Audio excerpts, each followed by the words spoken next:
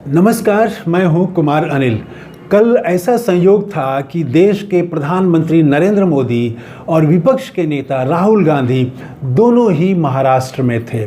दोनों के video internet पर उपलब्ध हैं। खुद प्रधानमंत्री ने अपने वीडियो शेयर किए हैं एक्स पर। कांग्रेस ने राहुल गांधी का वीडियो शेयर किया है। दोनों के वीडियो मैंने देखे और मैंने जो महसूस किया, एक खास और नई बात, वो आपके साथ शेयर करना चाहता हूं।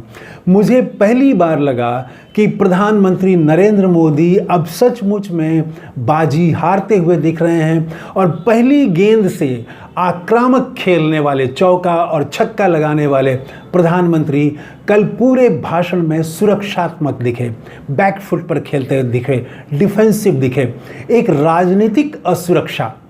राजनीतिक असुरक्षा के भाव से वो ग्रसित दिखे। कैसे, यही मैं आपसे बात करना चाहता हूँ।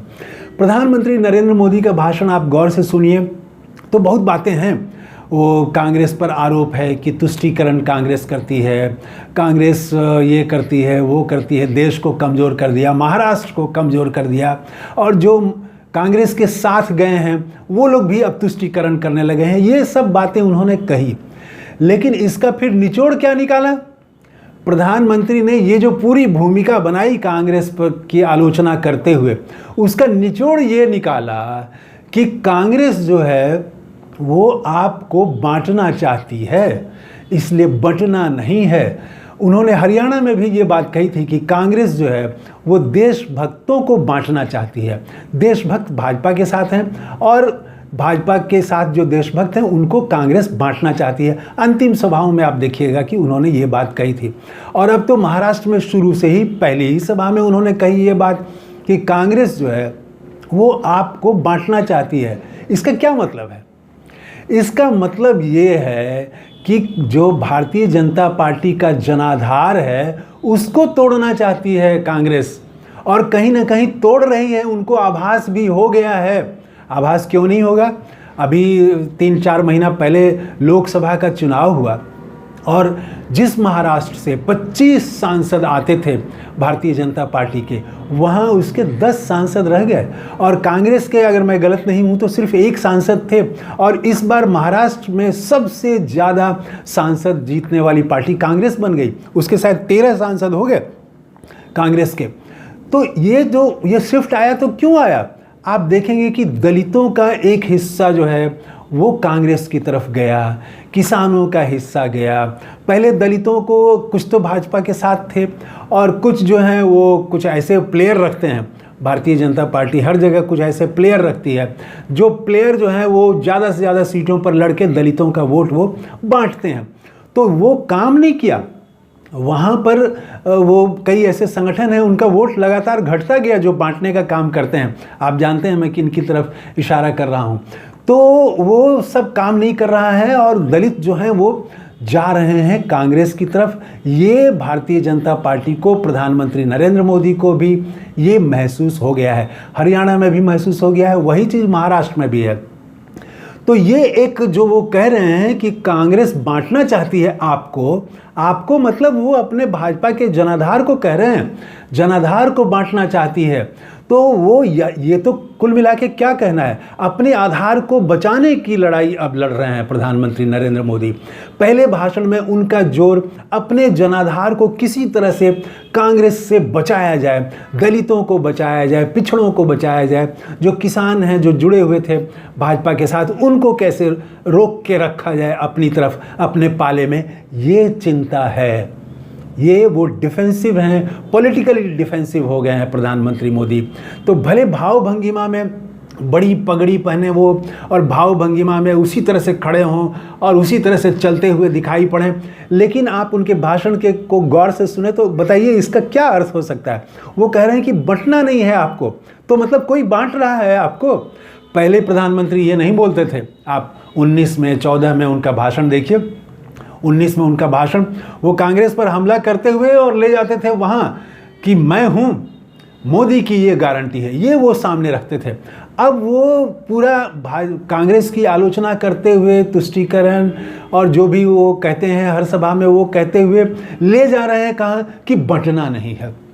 ये डिफेंसिव है। और दूसरी तरफ राहुल गांधी को देखिए, वो क्या किए, वो तो एक दलित टेम्पू वाले के यहाँ चले गए और टेम्पू वाले के यहाँ जाके उन्होंने खाना बनाया और उनका बनाया हुआ खाना टेम्पू वाले के दलित परिवार के सब लोगों ने मिलके साथ खाया। उसके बाद वो एक प्रतिमा का उद्घाटन उन्होंने किया। फिर वो दलितों के सम्मेलन में चले गए, संविधान सम्मान सम्मेलन। और उस सम्मेलन में जो उनका भाषण है, तो भाषण में वही बातें हैं जो पिछली सभाओं में कर रहे थे, लेकिन एक नई बात है। उन्हीं पुरानी बातों को उन्होंने नई धार दी है। महाराष्ट्र में वो नई धार देते हुए दिखाई दिए। जैसे वो जो कहते हैं कि 90% की भागीदारी कहाँ है, वो नहीं है, ये जाति गणना कराना है, इससे पता करना है, ये सब जो वो बात बोलते रहे। उसमें उन्होंने अग्निवीर के बारे में कहा कि दलित जो हैं, आदिवासी हैं, ये बड़े कॉरपोरेट में नहीं हैं, मीडिया मालिकों में नहीं हैं, 90 जो IAS देश को चलाते हैं वहाँ नहीं हैं, ये दलित और पिछड़े कहाँ हैं? तो वो थे अग्निवीर में दिखते थे और सरकार ने अग्निवीर को बंद कर दिया। तो हरियाणा में वो कह रहे थे कि अग्निवीर को बंद किया गया है पेंशन को पचा जाने के लिए, पेंशन खा जाने के लिए, ये अग्निवीर की योजना है। वहाँ उन्होंने उसको और डेवलप किया राहुल गांधी ने।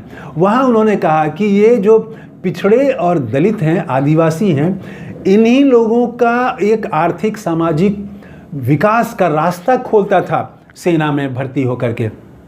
तो सेना में जो भर्ती होने का रास्ता था, जिसके जरिए एक परिवार समृद्ध हो जाता था दलितों, आदिवासियों, पिछड़ों का, तो वहाँ उन्होंने बंद कर दिया। तो दलितों और पिछड़ों के लिए जो भी रास्ता है, उस रास्ते को वो बंद करते जा रहे हैं। उसी सभा में किसी ने प्रतिमा उनको भेंट की थी और वो उसके बारे में वो कहते हैं कि जैसे ही मैंने हाथ मिलाया, मैं समझ गया कि हाथ मिलाने से ही कि ये हाथ से काम करने वाला व्यक्ति है, मेहनती व्यक्ति है। और उन्होंने अपने भाषण में कहा कि अगर वो सोचें कि हम जो प्रतिमा मूर्ति बनाते हैं इसको हम फैक्ट्री लेवल पर डेवलप करें और वो चाहें कि हमको बैंक से लोन मिल जाए, 15 मिनट में उनको मालूम चल जाएगा कि बैंक का दरवाज़ा उनके लिए बंद है।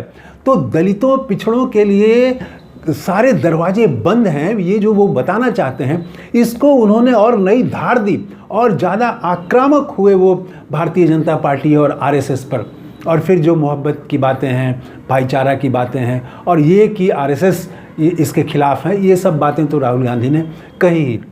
तो इस वीडियो में मैं यही बताना चाहता था कि राहुल गांधी अपने एजेंडा में और नई धार दे रहे हैं और प्रधानमंत्री नरेंद्र मोदी को अब चिंता इस बात की है कि जो उनका वोट बैंक है, उनका जो जनाधार है, उसको कांग्रेस से कैसे बचाया जाए, वो कांग्रेस कहीं ले के न चली जाए, ये बचाया जाए। इसीलिए वो कह रहे हैं कि बंटना नहीं है।